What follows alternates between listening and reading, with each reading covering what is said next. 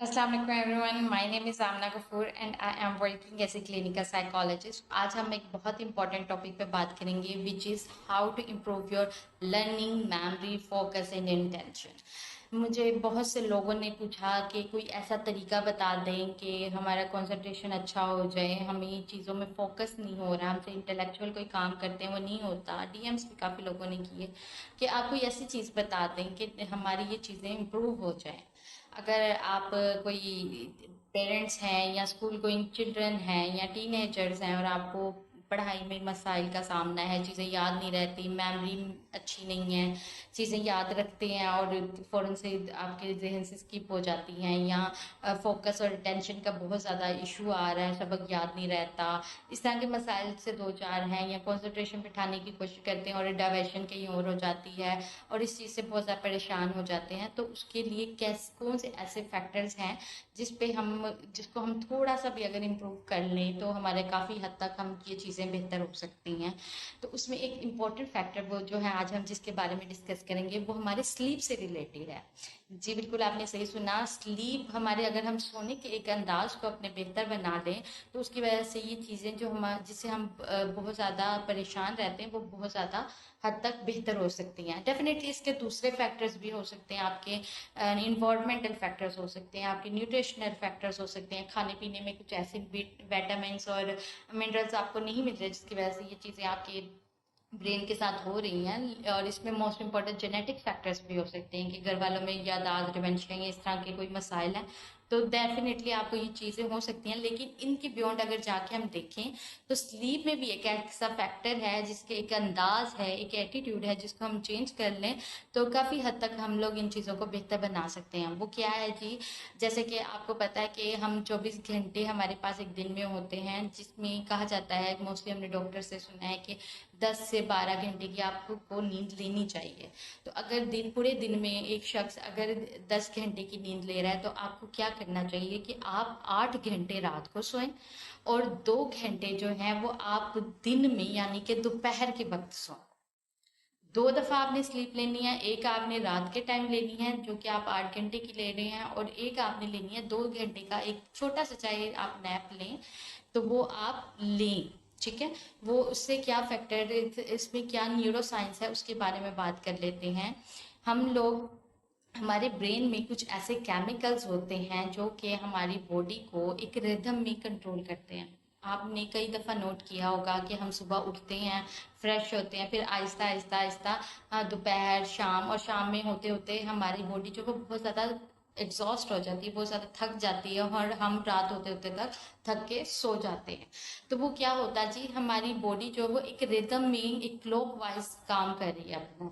हमारी बॉडी का भी एक पैटर्न है जिसके अकॉर्डिंग वो काम कर रही है। सुबह हुई, सूरज चढ़ा, फिर आहिस्ता आहिस्ता दोपहर हुई, फिर आहिस्ता आहिस्ता शाम होगी, रात हुई और आप सो गए। ठीक है, इसी तरह से इन हमारी बॉडी में ये जो जितनी भी एक्टिविटीज़ हो रही होती हैं, इनको, ये सारी एक रिदम में हो रही होती हैं जिसको हम सर्केडियन रिदम कहते हैं। ठीक है, ये रिदम जो है हमारी बॉडी में एक्टिविटीज़ को कंट्रोल कर रहा होता है, हमारे ब्रेन में होने वाली फंक्शनिंग को कंट्रोल कर रहा होता है। ये हमारी जो सर्केडियन रिदम है, ये हमारी बॉडी का एक कंट्रोल, हमारे ब्रेन का एक कंट्रोल सिस्टम है जो कि एक क्लॉक में काम करता है, यानी कि एक पैटर्न में काम करता है।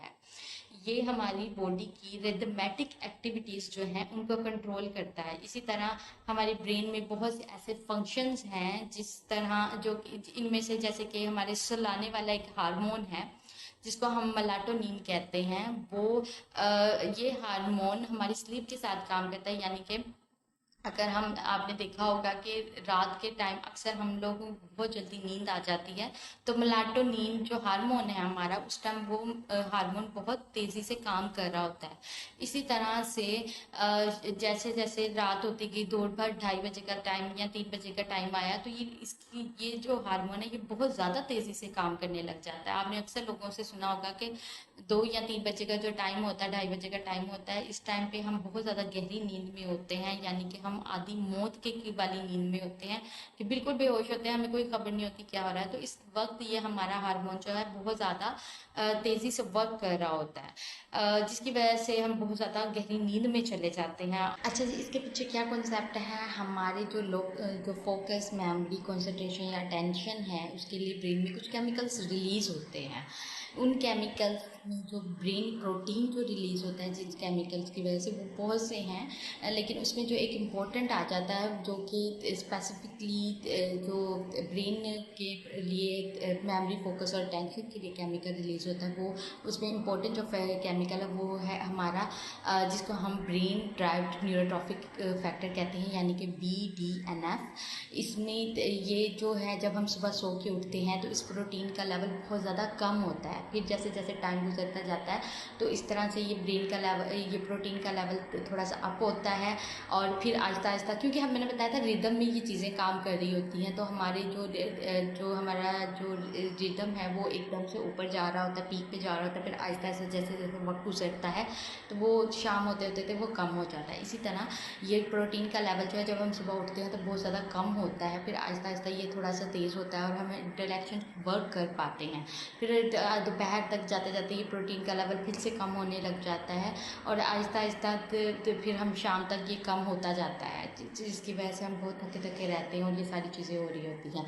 लेकिन आपने अक्सर जो लोग सुबह उठ के काम पे जाते हैं, यानी कि आप, वो मेरे से इस चीज़ में एग्री भी करेंगे, यानी कि वो सुबह उठे, उन्होंने नमाज़ वगैरह पढ़ी और वो उन्होंने कोई इंटेलेक्चुअल काम करने की कोशिश की तो उनसे नहीं हुआ। हालांकि लोग कहते हैं कि सुबह की फ्रेश आप जब उठते हैं तो आप पढ़ाई करें या कोई ऐसा इंटेलेक्चुअल काम करें तो फटाफट कर लेते हैं, लेकिन ऐसा नहीं होगा। आपने भी ये चीज़ नोट की होगी कि कोई 2-3 घंटे बाद जाके आपका फोकस या अटेंशन, थोड़ा सा मेमोरी शार्प होती है और आपको पता चलता है आप कोई इंटेलेक्चुअल काम कर रहे हैं तो आपने कैसे करना है, किस तरह से वो समझ आ रही है। इसी तरह क्यों जब हम उठते हैं तो इस प्रोटीन का जो लेवल BDNF है जो है, इसका प्रोटीन का लेवल बहुत ज़्यादा कम होता है। फिर थोड़ी देर देर के बाद आहिस्ता आहिस्ता वक्त गुजरने के साथ, घंटा गुजर रहा है, 2 घंटे गुजरे हैं, फिर इसका लेवल थोड़ा सा अप होता है। यही अगर हम 2 घंटे की नींद दोपहर में भी ले लें, क्योंकि ये जब सुबह हम उठते हैं उसके 2-3 घंटे बाद इसका थोड़ा सा लेवल अप होता है, और जिससे हमारी मेमोरी, हमारा इंटेलेक्चुअल एबिलिटी जो है वो थोड़ी सी शार्प होती है, और हम कोई भी इस तरह का काम कर सकते हैं जो कि कंसंट्रेशन मांगता है, इस तरह का काम कर सकते हैं। और जैसे जैसे ये दोपहर में जाता है तो ये प्रोटीन का लेवल दोबारा से कम हो जाता है। तो अगर उस टाइम पे हम 2 घंटे की या आधे घंटे की स्लीप ले लें, नैप ले लें एक छोटा सा, तो इसका जो प्रोटीन का लेवल है दोबारा से वो ऊपर जाता है और हम इंटेलेक्चुअल काम अपना दोबारा से कर सकते हैं। फिर आपको जो लर्निंग के मसाइल है वो आपके बहुत ज़्यादा कम होने लग जाएंगे कि मुझे याद नहीं रहता, मेमोरी ख़राब रहती है, फोकस नहीं बैठता, वो मसाइल कम होने लग जाएंगे। तो इस तरह से आप अपने प्रोटीन का लेवल जो है वो ठीक कर सकते हैं, यानी कि दिन में 10 घंटे अगर आप सो रहे हैं तो 8 घंटे रात को सोएं, लेकिन दोपहर में आप सोने की, चाहे आप आधे घंटे की स्लीप ले रहे हैं, लेकिन उस स्लीप को यूटिलाइज़ करने की कोई अपनी आदत बनाएं। कोई भी काम एकदम से नहीं होता, आपको हैबिचुअल होना पड़ता है उस चीज़ से, आपको अपनी हैबिट बनाना पड़ता है। 1 हफ्ता, 2 हफ्ता, 3 महीना, 1 महीना, तो वो आप इस तरह जब करने लग जाते हैं, आपको कुछ दिन लगते हैं, आप उस चीज़ के आदी हो जाते हैं, और उसके बाद वो चीज़ें आपके माइंड के साथ, आपके कोग्निशंस के साथ आपकी वो इंटरेक्शन करना शुरू कर देती हैं, उनमें बैठ जाती हैं और वो काम करना शुरू हो जाती है। क्योंकि दिमाग बहुत ज़्यादा कॉम्प्लेक्स चीज़ है, जो आप इसको सिखाते जाएंगे वो आप ये चीज़ें सीखेगा। आप पॉजिटिविटी डालेंगे, पॉजिटिव चीज़ें सीखेगा, नेगेटिव डालेंगे, नेगेटिव चीज़ें सीखेगा। मैं उम्मीद करती हूँ कि मेरी इस वीडियो से आपको कुछ क्लूज़ ज़रूर मिले होंगे कि कैसे आप अपनी मेमोरी, फोकस और अटेंशन को बेहतर बना सकते हैं। इंशाल्लाह मैं ऐसी और भी मज़ीद वीडियोस बनाऊंगी जिससे आपकी इन चीज़ों में बहुत ज़्यादा बेहतरी आ सकती है। बाकी आपको कोई भी प्रोफेशनल हेल्प चाहिए, आप मुझसे रब्ता कर सकते हैं, आप मुझसे डायरेक्ट अपॉइंटमेंट ले सकते हैं। मेरा नंबर डिस्क्रिप्शन में मौजूद है, आप मुझे मैसेज कर सकते हैं, कमेंट कर सकते हैं अगर आपको कोई चीज़ समझ नहीं आती, ताकि मैं आपकी जो परेशानी की वजह है उसको दूर किया जा सके।